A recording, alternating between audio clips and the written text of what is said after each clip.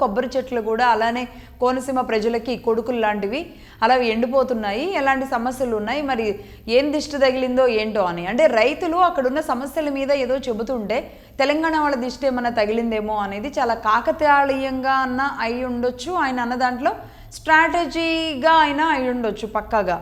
ఒకటి దానికి ఇక్కడ బీఆర్ఎస్ పార్టీ నాయకులు కూడా ఎలా స్పందించారు ఇప్పుడు చూసిన వీడియోలో చూసాం.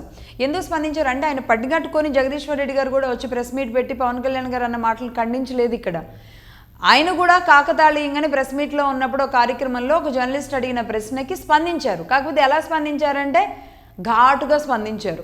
ఇదే పెద్ద వార్త అవుతుంది ఈయన స్పందించడంలోనే. జగదీశ్వర్ రెడ్డి గారు ఈ మధ్య కవిత విషయంలో కానీ లేదంటే ఎవరు ఏమన్నా స్పందిస్తూ ఉన్నారు. ఒక రకంగా జగదీశ్వర్ రెడ్డి గారు కేసీఆర్ గారికి సంతోష్ గారి కంటే ముందుగా చాలా దగ్గరగా ఉండే వ్యక్తి. కాస్త ఈ మధ్య గ్యాప్ వచ్చింది, పార్టీ దీని తర్వాత ఇది ఉంది, ఇప్పుడు మళ్ళీ రక్షణ కవచంలాగా ఉండాలనుకుంటున్నారేమో కానీ జగదీశ్వర్ రెడ్డి గారు కాస్త ఇలాంటి వాటి అన్నింటికీ గట్టిగా స్పందిస్తూ ఉన్నారు. అందులో బోర్డర్లో ఉండే జిల్లా కాబట్టి వీళ్ళది సూర్యాపేట, ఇంకాస్త ఇటు అటు మధ్యలో ఉండి మాట్లాడుతున్నారు.